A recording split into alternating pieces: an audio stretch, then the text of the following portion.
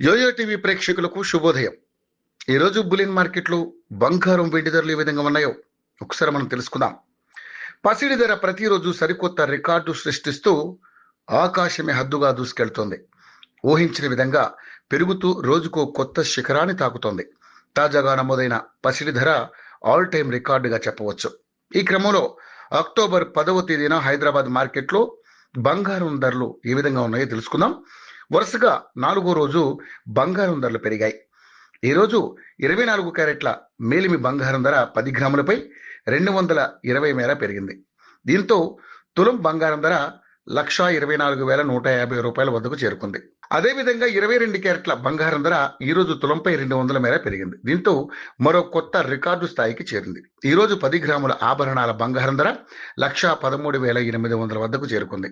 ఓవైపు బంగారం, మరోవైపు వెండి పరుగు పందెంలో నువ్వా నేనా అన్నట్టు దూసుకెళ్తున్నాయి.